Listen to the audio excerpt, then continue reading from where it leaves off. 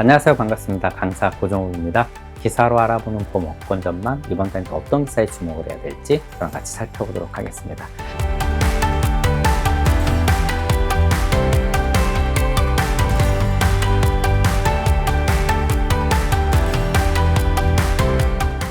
네, 첫 번째 기사입니다. 간병비 부담 확 줄어듭니다. 너무 좋은 소식이죠?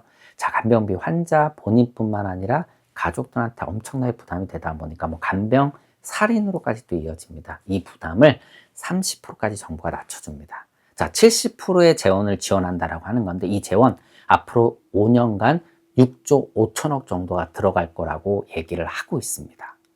자, 이렇게 큰 비용이 들어가다 보면 결국은 제도를 마련하는 과정에서 여러 가지 변화, 개편이 분명히 있을 겁니다. 함부로 돈을 쓰면 안 되죠. 그래서 첫 번째, 장기간 입원하는 분들, 요 해당자 중에 장기간 입원하는 분들에게는 별도의 본인 부담률이 적용이 된다. 아무래도 30%보다 높겠죠. 그리고 현재 이 제도가 발의가 되게 되면, 이제 시작이 되게 되면 해당되는 환자는 기본적으로 이제 초고도 환자나 고도 환자, 그리고 중도 환자 중 일부 환자인데 이 부분도 앞으로 정부가 개편을 하겠다라고 이제 운을 띄워 놓았습니다. 그래서 우리가 이런 변화 과정들을 좀 보면서 컨설팅에 반영할 필요가 있다고 생각을 합니다. 자, 일단 내년 말부터 시행을 하고요.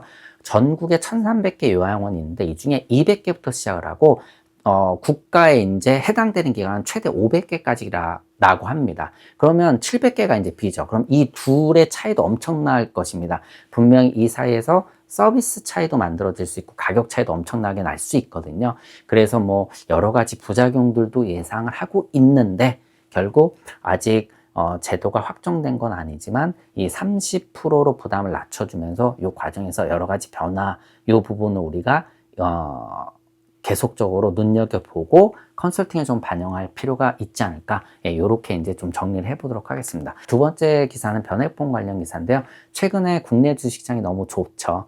역사상 최고치를 또 갈아치웠습니다. 그러다 보니까 국내 주식 반영 비율이 높았던 변액보험 가입자분들이 이제 해지를 고민하게 되는 거죠. 올라왔으니까. 근데 다 아시다시피 변액보험은 해지할 때 특별 계정에 있는 적립금을 다 주지 않습니다. 기간에 따라서는 다르지만 보통 84개월 이내에 해지하게 되면 해지공제금을 차감을 합니다. 미상각 신계약비라는 걸 차감하는 거죠.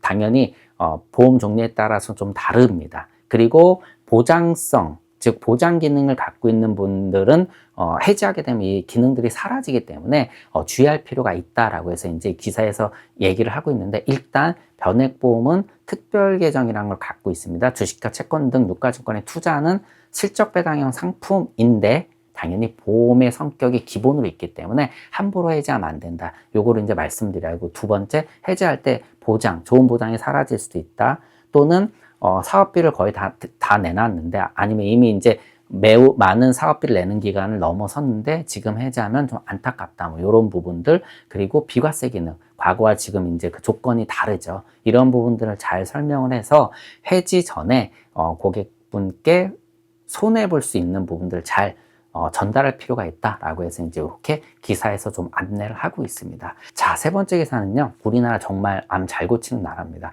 전 세계에서 암을 잘 고치는 병원 10개를 선정을 했는데 3년 연속 한국 병원 3개가 이 안에 계속 있습니다. 다시 말씀드리면 정말 암을 잘 고치는 병원 3개가 대한민국에서 지속적으로 꾸준히 이 자리를 지키고 있다는 얘기인데, 물론 등수는 조금씩 바뀝니다. 그 병원이 삼성서울병원, 아산병원, 그리고 서울대병원입니다.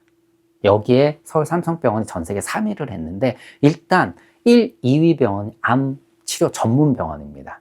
그러니까 종합병원으로 따지자면 삼성서울병원이 1위입니다. 그리고 이 서울 삼성종합 이 병원은 아시아 태평양 지역에서 4년 연속 1등을 하고 있습니다. 그만큼 기가 막히게 암을 잘 고친다는 얘기입니다. 암종에 또 따라서는 다르지만 병원마다 잘 고치는 암이 있고요. 여기에 대해서 암을 고치는 방법이 크게 3가지인데 수술적 치료, 방사선 치료, 약물 치료인데 이 3가지 치료 기술들이 골고루 좋아지고 있어요. 근데 여기서 더 주목할 만한 게 뭐냐면 다학적 진료라고 하는데, 이 치료 기술들 복합적으로 환자에 적용을 한다는 겁니다. 이게 굉장히 중요한 게 환자의 삶을 연장시키는 것뿐만 아니라 삶의 질도 완전히 다르게 할 수 있거든요. 그래서 이런 치료 기술에 맞춰서 우리가 결국은 부담이 되는 병원비를 준비할 수밖에 없겠죠. 수술하고 방사선출 받을 수도 있고 면역 치료 받다가 수술할 수도 있고 이런 식으로 다각적 진료가 환자들한테 제공될 수 있고 이 기술들이 엄청나게 좋아졌기 때문에 결국 병원비 많이 준비해야 된다. 라고 이제 고객분들한테 이제 컨설팅을 할 필요가 있어서 요 기사를 좀 갖고 와봤고요. 자, 조용한 살인자.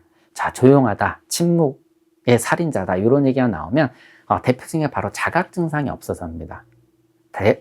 대표적인 이제 암 중에 암이 폐암 또는 췌장암인데 폐암 같은 경우는 고통을 느끼는 기관이 없다 보니까 대부분 4기에 발견되죠. 약 60%라고 얘기를 하고 췌장암은 더 심하죠.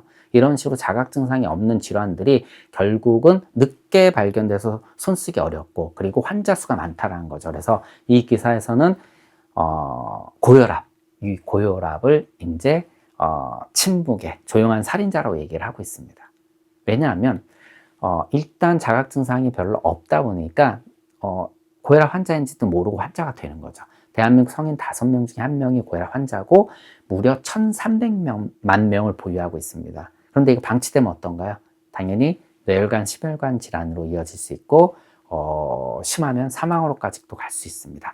그런데 고객분들이 경각심이 떨어집니다. 자, 이런 이제 중증 질환 보면은 산전특례 대상자가 되고 5%만 부담을 하면 되는데 뭐 굳이 보험이 이렇게 많이 필요하냐라고 얘기를 하시거든요.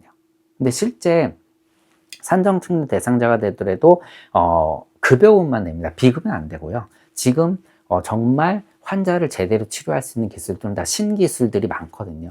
그러다 보니까 누구나 이런 치료들을 받고 싶어 하고 이런 의료 혜택을 받고 싶어 하는데 결국 비용의 부담으로 이어질 수 있습니다. 그래서 고객분들한테 이런 부분들을 잘 설명을 드려서 뇌혈관, 심혈관 질환계는 정말 큰 돈이 필요하고 장기간 치료가 필요하기 때문에 그리고 새로운 기술들의 혜택을 좀 보려면 결국 보험으로 준비를 해야 된다.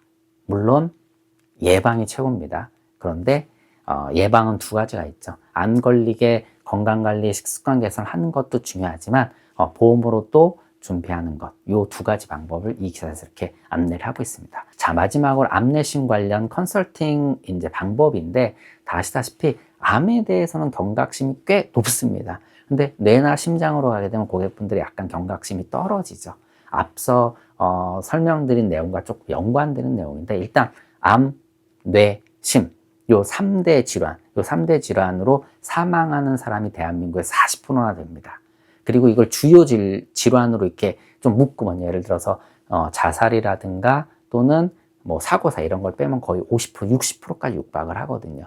굉장히 중요한 질환이고 우리가 보험으로 준비할 수밖에 없는 질환입니다. 특히 뇌혈관, 심혈관 질환은 다 아시다시피 어떤가요? 일단 중대 질환으로 가게 되면 수술이 필요한데 이제 중단 수술이죠. 심장을 열거나 개웅술, 뭐 머리를 열거나 개두술이 필요한 중단 수술로 이어지다 보니까 병원비가 많이 필요하고 여기에 더해서 입원 기간이 깁니다.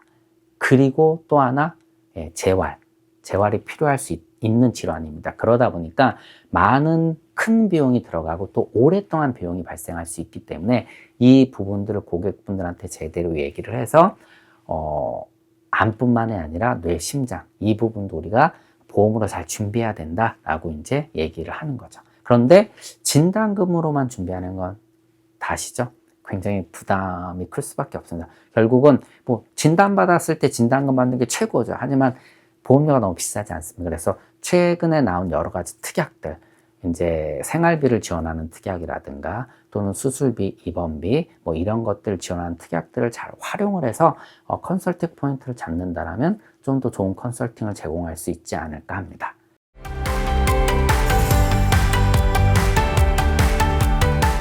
자, 오늘 기사는 이렇게 마치도록 하고요.